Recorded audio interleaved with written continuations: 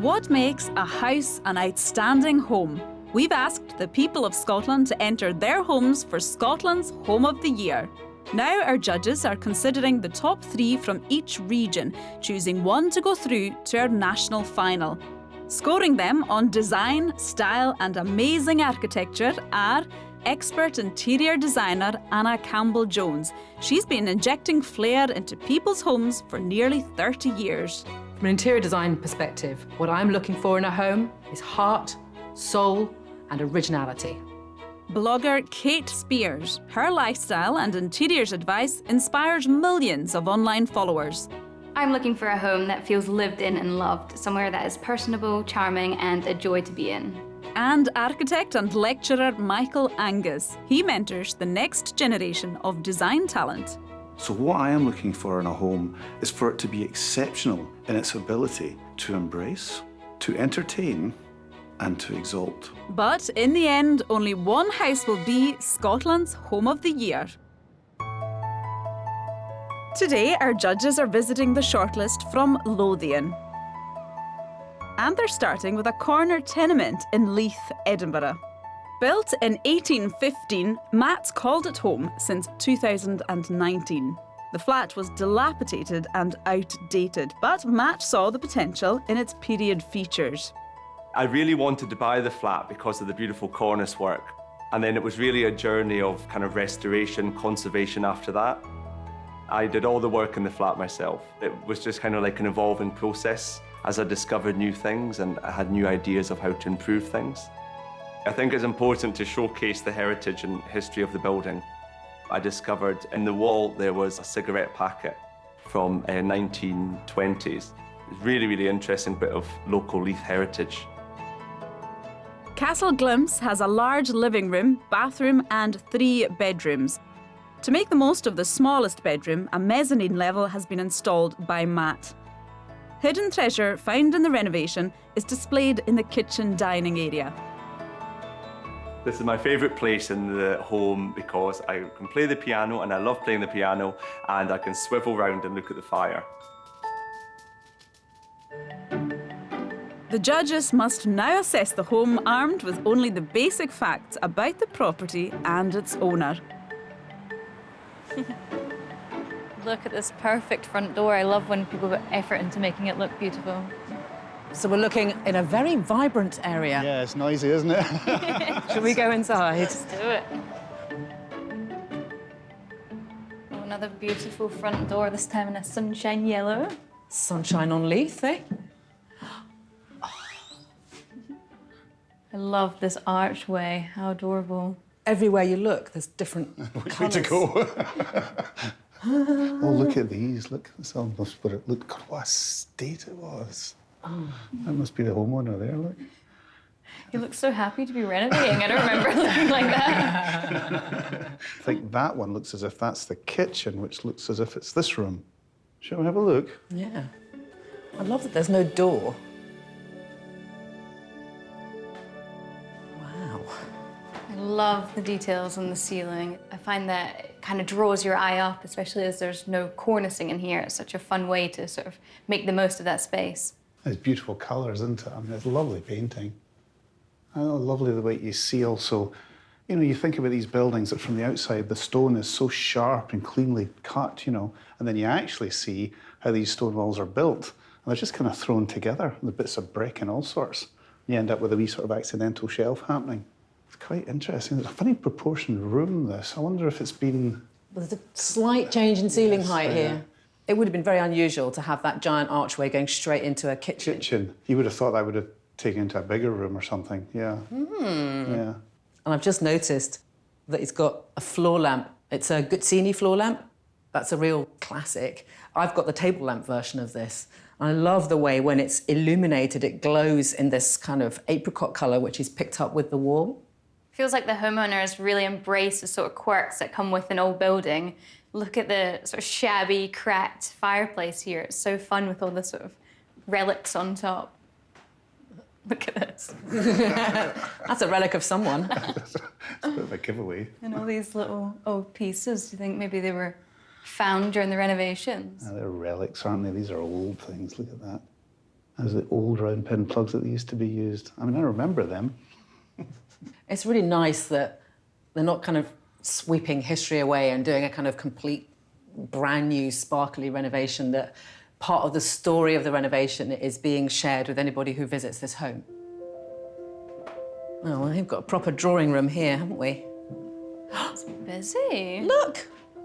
What can you see? I've got a castle glimpse. Isn't that amazing to be able to see Edinburgh Castle from all the way down here in Leith? What a wonderful view. Look at all the original details in this room. The cornicing, that is just incredible, isn't it? It looks very pristine, actually, considering the age of the building. And they've made it pop with this lovely blue, and it just feels like you're completely mesmerised by it. And I found the heart. Oh. Right here, obviously, to play the piano, sitting in this fantastic little arch, up against these beautifully detailed Corinthian capitals, you know, based on the acanthus leaves. This is such a busy room, isn't it? We've got a sofa here, and the piano over here, and then I guess a workspace against this wall. So there's, you know, a lot happening. But actually, I think with a period property like this, you can go totally full on and have so much clutter in a space, and it always just looks like it was meant to be like that. It actually really works in here. So there's like a big giant archway, and then... Go to the baby arch. Let's go through the baby arch. More creative mural making here. This is so clever. This is amazing. It's like a walk-in wardrobe with... I'm going up. Yeah, go on. You can't stop me. Up to the attic. What a brilliant den. Such a great use of space, because I'm not too sure what you'd do with this room otherwise. And here you are, whole closet and a spare room. Well, that's the thing about these buildings, because you had this height, so you could do these type of things. It's fantastic, isn't it? And you get a brilliant view from up here. Although, maybe a little exposed. I mean, you'd never have had a window this size into a room this small, so something's obviously been altered here, and that's new. You can see that the cornice stopped, so this has all been made this size. It's been made the exact width of the length of a bed. Oh, that was lucky.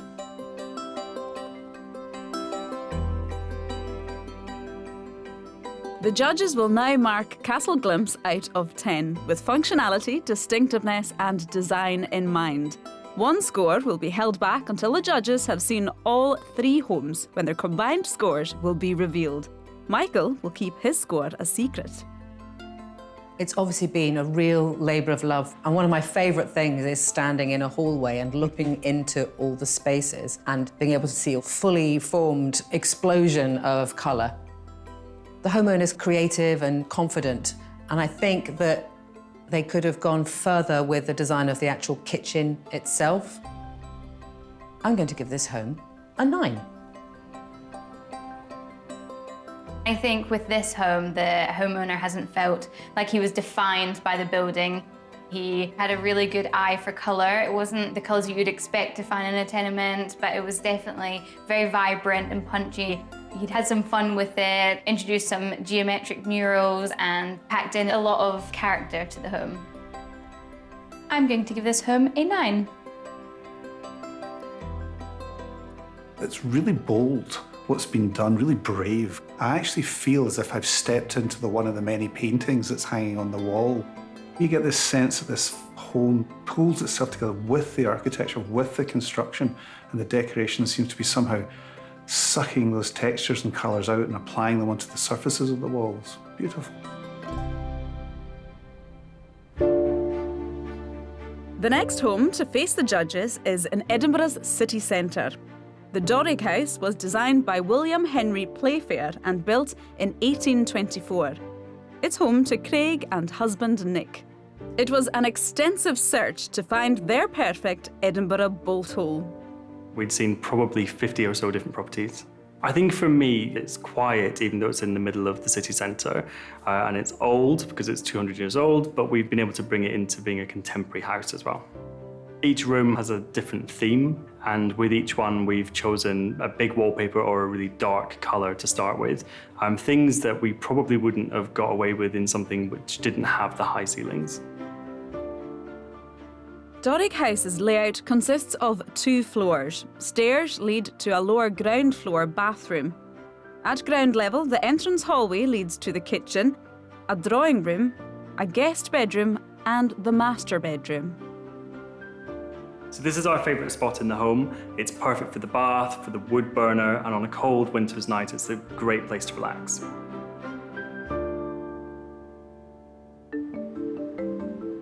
And now the judges arrive for their first view of Doric House. I've always wanted to see inside one of these. It already looks impressive. Look at these incredible flower arrangements. We've got a very unique piece of Edinburgh Newtown here, sort of single-story bit done by William Playfair. Ooh, get There you! go. Ooh. That's the stuff I'm meant to know, you know. It's a big, wide, like double front door, but a really short building. What's that all about? Well, that's not an accident. That was done on purpose so you could maintain the views over to see Carlton Hill. Shall we go in? Yep. Lovely big doors.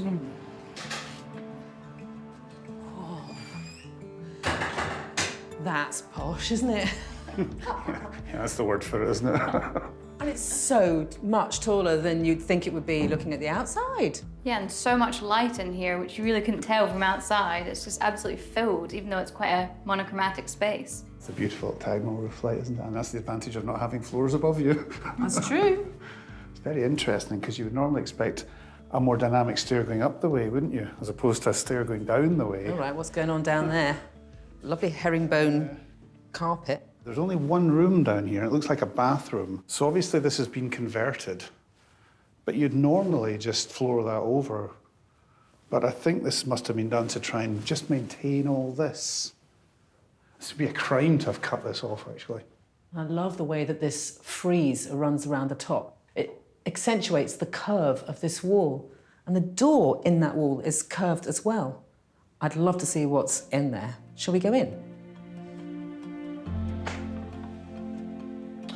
Oh, this is lush. Look at these chevron floors. The boards are so short. I love the dark walls all the way around. You can hardly even see the TV against that curved wall.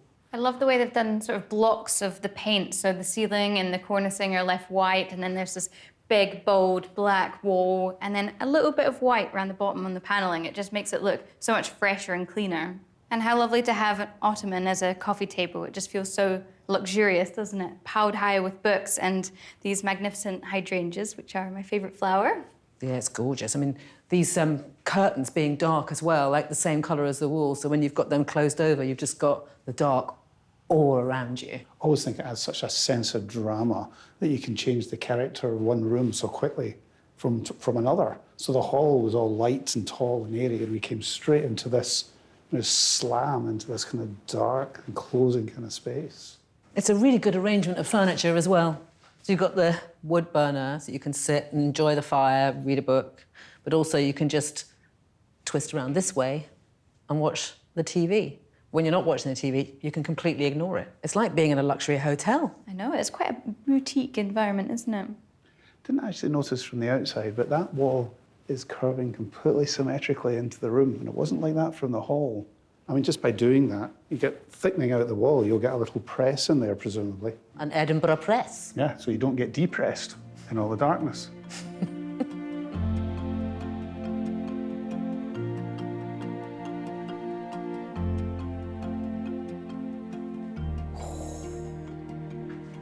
Check it out. Even more glamour. More grey. Look at the Jeff Koons dogs up there. There's a bit of wit as well as glamour, isn't there? And look at these huge extractor fans that kind of look like lights. 2. That's showing off, isn't it? Look at this beautiful, beautiful splashback. That looks like real marble. It's kind of similar colour tones to the other spaces that we've been, these sort of bronzy browns and greys. It's really kind of carrying through. I think that's the thing that's keeping the glamour going, but without being over-detailed or decorative. It's just the quality of the materials, the sleek lines, the colours, and of course there's nothing more opulent than a great big piece of marble. Can we just take a moment to talk about the stones in this sink? Are you seeing this? Why? I feel like I need answers, but also I don't really want to know. What happens when you turn the tap on? Is it to stop splashing or something? I don't know. That's quite nice.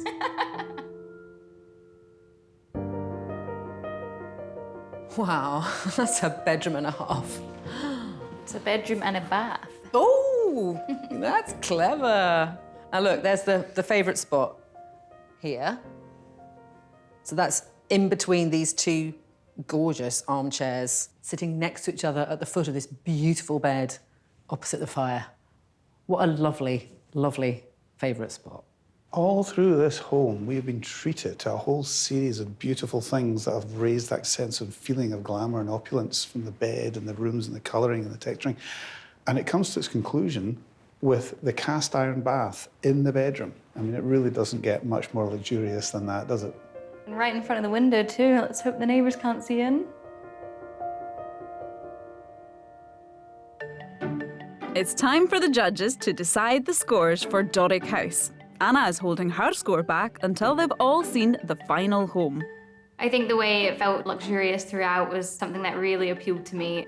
It was playful at times. There's no rules or limits. That bath in the bedroom was just one example of that. They'd really gone in and chose to embrace this crazy style that was completely fun and a very genuine reflection of them. I'm going to give this home a 10. It's been such a delight to visit a William Playfair building. In that era, you had Edwardian, you had Victorian, and you had Georgian. It's been very interesting to see a home, in a sense, decorated and linking to that heritage, whilst at the same time putting a very obvious and sometimes quite humorous take on it. I'm going to give this home a 10. I think they've achieved a very good balance. The use of colour is really, really strong, even though it's quite monochromatic in the wall colours. They've got strong colour coming in with wallpaper choices and soft furnishings. The effect that creates is a truly personal home, but one that actually respects the history of the interior as well. The final contender is a renovated cottage in East Lothian. Jonah Cottage was built in 1690 and is home to Hannah, John and their son Samson. The couple bought the property in 2016, but their first viewing of the house was almost their last. It was riddled with damp, dry rot, almost uninhabitable. We came back and we brought our builder, who's a family friend, and he just made us sort of realise that actually it was possible. We basically stripped the whole cottage back to the original stone walls and started again. There were some points that weren't so fun, but seeing the end product, just the joy and the happiness that it brings for Samson as well. Growing up in this amazing house and the location, it's just something that I hope he'll always remember. Originally 3 separate cottages, the buildings were redesigned to be one home by Hannah. The open-plan kitchen dining room leads to a snug and Samson's bedroom. At the other side of the kitchen is the master bedroom and family bathroom. This is our favourite spot in the home. We had this custom-built window seat made to enjoy the view. And in particular, if you sit at this side, you can see the most spectacular sunsets all year round. And now the judges get to see Jonah Cottage.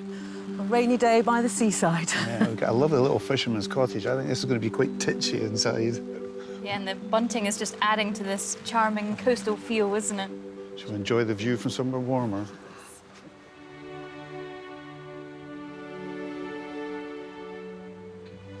I love the floor in this corridor. It's such a tinsy little hallway. Oh, this is lovely. What a big space. It's huge and so bright as well. You can tell immediately that this has been altered, can't you? The rooms wouldn't have been like this. You can see from the downstand that there's a beam in there, so there would have been a wall there. And you can tell also from the doorway that there's a long hall all the way through. So this has obviously been knocked through from one cottage into another, actually. I mean, what a view. I mean, that's all the sea in that view, isn't it? Beautiful.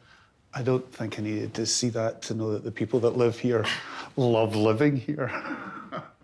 This feels like a room that has everything in it. It's got the kitchen and then the dining space, even the fireplace here. You could really just live in this one room, couldn't you? That would have been the fire in this room. Isn't that amazing? By knocking it through, they've created this brilliant multi-purpose family space, but also you get this incredible light by having a dual aspect, windows at both ends of the space. I'm also really surprised at how high the ceilings are. How fun that they've framed the window with these beautiful string lights. And I've just noticed over here, the favourite spot. Of course it had to be here, didn't it? Such a fun room to be in. You can imagine sitting here around the table, socialising, and it's quite a versatile space because the kitchen is right there and it just feels perfect for a family and for socialising. And you can look out at your own private beach. I know, what a view. Oh. Strange, right? That's another front door. We've got 2 front doors. That can't be right. So this must have all been knocked through as well. So I think what we've actually got is 3 cottages in one. And we've got what looks like a really fun kids' room through there in cottage number 3. Isn't it so fun? I love this green shade. I just painted my living room almost the exact same colour. Oh, wow, look at that. You get a much clearer idea of what these rooms would have actually been like, because that's where obviously the original wall was. It's tiny, isn't it? But cosy.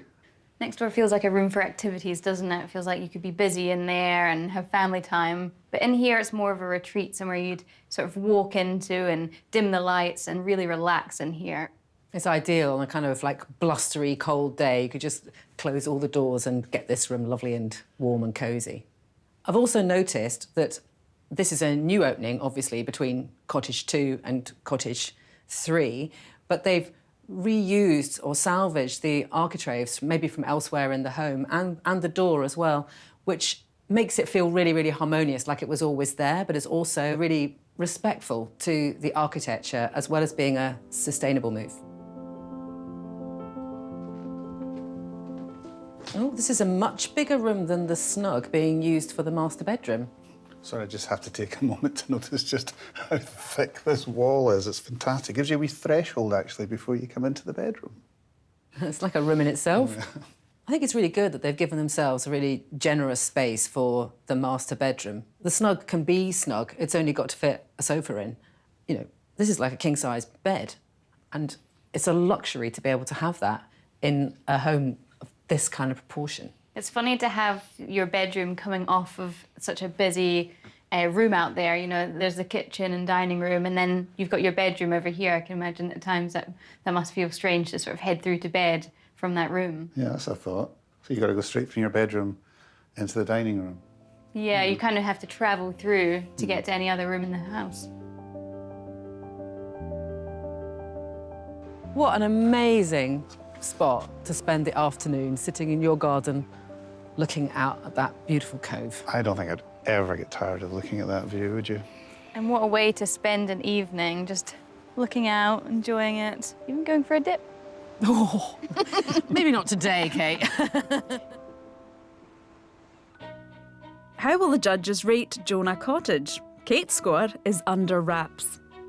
I really like the way the spaces in this home interconnect and all the spaces communicate into this room. They've gone for quite a typical seaside palette. I might have put a little bit more edge into it. I'm going to give this home an 8. If I had my way, I think I would argue that every single home should be built by the sea.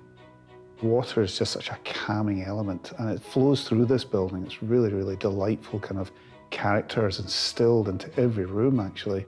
It clearly works for the family that are living here. You get the sense that it flows in the same way that the sea does. I'm going to give this home a 9. Well, I love a seaside theme, so I think I was always going to enjoy being in such a perfectly charming little home. And they took a lot of inspiration from the outside as well, with those pops of colours, and there was lots of blues. They really enjoyed a feature wall in this home, which I always love to see.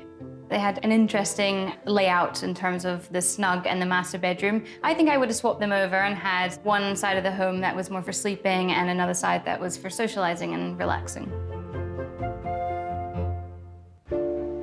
Now that the judges have visited all 3 homes, they can see how their scores compare and reveal this week's finalist. First, it was Michael who held back his score for Castle Glimpse in Leith. A sort of personalised, colourful apartment. I gave it a 9. Kate, you also gave it a 9.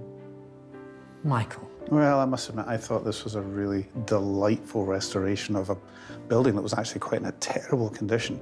Very individualistic, and I actually loved the colour palette. It was like being inside a painting, I thought. So I gave Castle Glimpse a 9 as well. Oh, I love it when we all agree. So that gives Castle Glimpse 27. Next, Anna is yet to reveal her score for Doric House in Edinburgh city centre.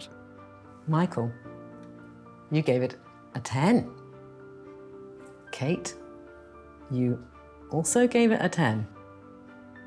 Well, I just thought it was spectacular. I've always wanted to go inside one of these homes, and they really, really did the architecture and the location and their lifestyle justice with this amazing refurbishment. So I also gave the Doric House a 10. Ooh, full marks. Full marks, a big 30. And finally, Kate's score is revealed for Jonah Cottage in East Lothian. I gave it an 8. Michael gave it a 9. Kate? Oh, I just love a little coastal cottage, and I think the way that they'd embraced this nautical theme throughout, I thought that was lovely with the bunting and all the little sort of additional touches. It felt like they'd really embraced the view and taken those colours throughout the home. I really enjoyed it, and I give it an 8. Okay, so that gives Jonah Cottage 25. Which means that the stunning Doric House goes through to the final. That is an incredibly worthy winner. That's wonderful news, isn't it? It really is an amazing home. Doric House wins in Lothian and is one step closer to claiming the title Scotland's Home of the Year. Next time, It's like that. the judges visit the Highlands We got like 2 purple swans and a quarter of a zebra. as the search continues for Scotland's Home of the Year.